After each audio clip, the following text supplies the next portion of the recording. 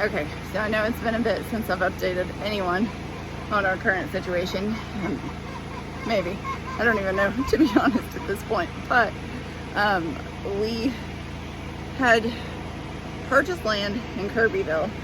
Well, last minute, we ended up going to Mineola and helping out a friend there. That shit didn't work out. We basically wasted a lot of money, a lot of time. But in the end, it was kind of a soft start to this off-grid raw land stuff, because there we had septic, we had water, we had power. So it was kind of a soft start, so I don't, by any means, I don't regret it. I'll still trust people, not that much, but I'll still trust people, just never that much again. Anyway, long story short, a couple weeks ago or so, we ended up coming to the raw land here in Kirbyville. Now that is very southeast, like deep southeast Texas, very hot, which is why I'm melting. I've been out here working all morning, and the chickens are always so rude. Like, I'm not trying to talk here, chickens, shut up. Anyway, so I'll have to look up exact dates to figure out how long we've been here, but we've just been trying to figure it out. So we were hauling water jugs, putting water jugs into the camper. It rained for 10 days straight, so we weren't able to pull the camper off. There was times we didn't take showers. Was trying to use the restroom as much as we could outside, number one, not number two. So as not to fill the tanks. It was a very, very rough struggle to begin with. So we would get the 5-gallon water jugs and go to town and fill those up. I think we had 8 or 9 of them. We'd go fill those up. We'd give everybody their water. We'd have water we used a funnel to pour it into the camper. Whole shit show of a mess. But then we couldn't really run water through the camper even if we put it into the camper because the tanks were full. So we ended up finding a macerator pump. Now, macerator pump actually like chops it up whenever it comes out of the gray and black tanks, and it will make it go up to 16 feet. So it will go through a water hose and it will raise an elevation so you don't have to go down just like a normal, septic drainage situation. So we got a macerator pump, we got IBC tote. Didn't have everything completely set up, so kind of winged it initially, but this is kind of where we are. So we did just, Chris made a trip to Amarillo and got a U-Haul and brought most of our stuff. And most of our stuff is in storage, but a lot of our outside stuff is just kind of everywhere. So that's our freezer, and it has has half a cow in it, and it's just out here. It's hidden under this, best we can do, but I'll go show you the rest of it here in a second. So because of the rain, and because no one wants to move their camp trailer every couple days, we had to get creative, which is why we got the macerator pump. So the other thing was, what do we put it into after we pump it out to go empty it, and how do we get fresh water? So we decided to go with IBC totes, and we got one for disposal and then one for fresh water, which is on the other side. Happened to get this trailer from my father, so graciously gave it to me. He was no longer using it, so it makes the perfect utility trailer. So this is what we have. So this one is for the fresh water. We did buy another hose because we went to fill and didn't have a hose. So just turn the valve on, hose works. This will be the dump tank. This will have the black and the gray tanks dumped into it. Right now, that is drinking water because this had cola in it. So we have to kind of run a rinse. So it works for in the trailer, but not for drinking water at the moment. And you don't want the water jugs, water, anything sitting outside because the algae will grow in it. So that's why it's in the trailer, and so we can haul it. So we filled that up at an RV fill station yesterday, but we didn't have the dump because the trailer was still full whenever we first had to dump tanks. We got a storage unit, but that was kind of a shit show too. So right now we have these drinking water jugs, and then the other water, and then the gas in here protected from the elements for our generator. And the generators are over there. Don't mind my dead plants. Don't leave your plants in a car when you move, because they just get cooked. And then that right there is the IBC tote that we have hooked up to the Macerator pump. Hang on, let me go that way. Okay, so that is our dump tanks, and we have that hooked up at the moment, and it's going to the Macerator pump. And it's just like you would dump other tanks, except for it has to have power. So when we connect the power, we hook it up to the battery right here with some jumper cables. That'll have to be a Chris thing, because I'm not real sure how he did it. It comes with like the cigarette lighter adapter. So if you were to pull your vehicle up here, but we don't have the ability to pull the vehicle up here and it actually reach. So he just made his own jumper cables of sorts to give it power. We do have our solar panels here, see? Another freezer, that one's not hooked up, but the solar panels, that's to be continued. But the Macerator pump will pump into that. Now, since that one already has that much in it, we can't dump it. Like, we can't lift that, it's too heavy. So we will pump that into the one that is in the trailer, go dump, and we'll just kind of have a spare, which is fine. And then the goats haven't got to move for a while, but how we have the goats set up is in Premier One electric fencing. They use their trailer, which if y'all watched from Mineola, you know this is how we've set this up. So they have their trailer for their shelter. They have obviously ate the hell out of this. This is when the dogs were in there, just kind of their shelter from the rain, which the dogs are in there on and off now. Just kind of getting them acclimated to the place.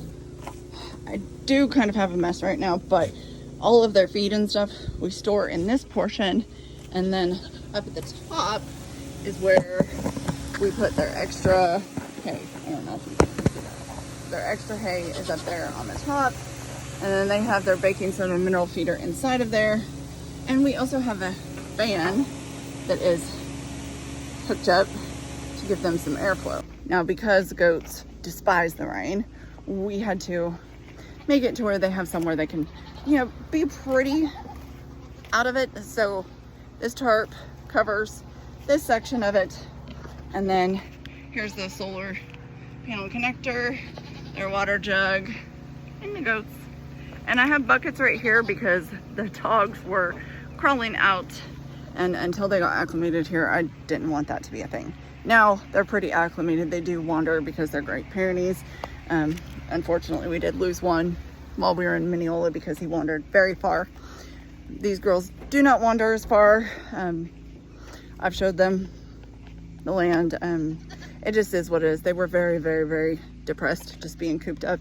So for now, we're just keeping an eye, see how they do. And so far, so good. They're sticking around. So I guess I'll show you the baby goats and the chickens temporary situation. Okay, so temporary quarters here. We have the quail under the table. Their water is right there, gravity fed to there. They're protected from the elements. You can see I have a leak, so I have to deal with that situation. They also have a fan. I use this chair for when I bottle feed them. All of their feed and stuff is here. I haven't figured out a feeder yet, so I'm leaving it on this side of the fence because you can see when I put it in, the chickens just put it everywhere.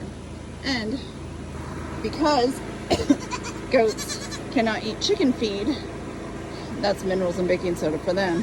But since they cannot have chicken feed, every time I bottle feed them, I just throw the chicken feed and the scratch in.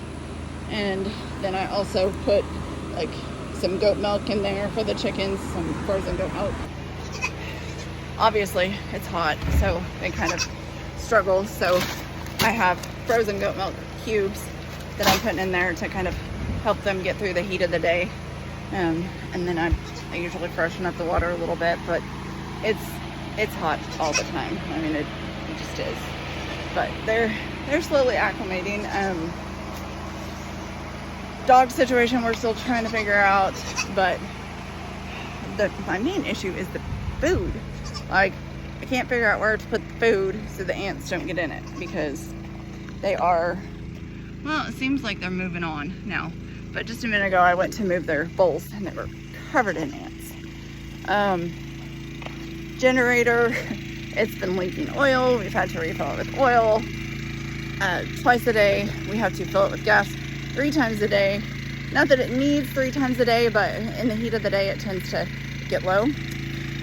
So I just, in the morning, about 7:30, 8 o'clock, I fill it, and then 1:30 in the afternoon I go ahead and top it off, and then about 8 o'clock at night I go ahead and top it off again, so it doesn't run out. We do shut it off in the morning and at night, that way we can check the oil, because it did start to have an oil leak. Other than that, it has to run all the time. I mean, it only gets down to like 77, 76 degrees, and with 100% humidity, like, you still have to have the generator running, and we have so much plugged into it that it has to stay running. So that's the off-grid situation. Currently, not sure if I missed it. Oh, we did rent a tractor and started to do like a driveway. As you can see, we've got stumps everywhere, so that's a whole thing we have to go through, and that's another main point. So what you're seeing here, that is the road, and then this is all of ours to the creek, which the creek is a ways in there, and then a little ways into the trees there. And then it goes all the way up there. See where the separation in the trees is? And that's the main portion, and it is higher. I know it's kind of hard to tell from here, but it's higher than this. So all of this down here has to be temporary and has to be movable, because this flooded when they got like a foot of freaking rain in just a few days. It all flooded down here. Now, Chris has, when he rented the tractor, he started to put in a ditch and the driveway and everything. What they did was they cut the trees, didn't take them out, they cut them and then piled them in countless piles and burned them. So it's a shit show trying to clear this, but we'll eventually get there. So it's another area we kind of worked on to get the ditch going all the way down to the creek. But where we want to be is up over there where it's higher. And so everything we do, even like we want to build the stands for the solar, it has to be movable. We have to be able to transport it up there. So I have videos of the creek, so I'll show you all the creek.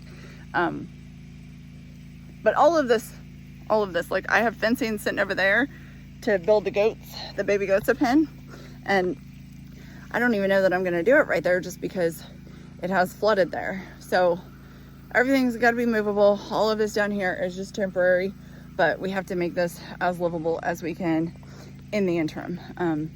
That's why, like, the trailer has to be mobile so we can go. We found I guess I didn't include that. We found a RV place that basically you just pay for a day. So I found one that's $25 for the day, and we will dump the tank and then we'll fill up the IBC tote. And our camp trailer has 40 gallon fresh water, and then I think it's 20 and 20 for the gray and the black. I could be wrong, but could be 40 and 40. I honestly can't recall at the moment. But the tanks are 275 gallons. So we should be able to not have to go get water all the time, not dump all the time. So I'll go up there later where the rest of the property is. You really can't see much of it. I'll even take y'all to the creek and let y'all see that a little bit, see kind of what we're working with here. But it's getting to that point in the day to where it's like, it's time to go do. Not that I have inside stuff, but I do have some stuff that I need to take care of. So mid-afternoon is kind of take care of inside stuff and take a nap, because here it's early morning and you go until you're just dead, and then in the evenings, otherwise you're just melting, which I'm melting, and you know, I'm mildly acclimated to it, but you still got to be careful. Like, I need to go in and drink a bunch of water, not cold water, but a bunch of water, and, you know, just kind of catch up. Anyway, I just wanted to update y'all. So I know that doesn't really, I could probably done it in a way more organized fashion, but y'all get the point. Like, if you have any questions, just ask, because we are seriously just winging it. Like, when we got here, none of this was really, I mean, some of it was the plan, obviously, but like the IBC toads in the trailer, that was kind of the plan, but we didn't know how to make it work. And then found out there was a macerator pump and things like that. We just, you know, figuring out what doesn't work, and then figuring out what might work, and then figuring out how to make that work, and then still weighing that out, because like we went and filled water, but we didn't fill it all the way because we wanted to fill out how the trailer would actually haul it safely. So we're just we're still in the figuring it out stages, but we're fully off grid. The gas is the only thing we're having to really go get other than the water and stuff, but I mean, we're still off grid. So as long as we can go fill tanks, go dump tanks, and get fuel, for now we're fine. And we will work on that. There's little bugs, stuff everywhere. Work on everything as we can. We actually do plan on moving the goats tonight, because obviously, as y'all saw, like, they have ate the hell out of it. So maybe I will actually be able to set up a camera and record them moving, because I've never got to do that yet, but hopefully I can show you all that process. It's not horrible. It is way easier with 2 people. Definitely recommend having at least 2 people to do it. But the goats know what is happening. I just get animal crackers. They go into the trailer, move the trailer, take down the fencing, move it, set up fencing, let them out. Sounds a lot simpler than it is, but it really is pretty simple. So anyway, let me know if you have questions, and see you next time.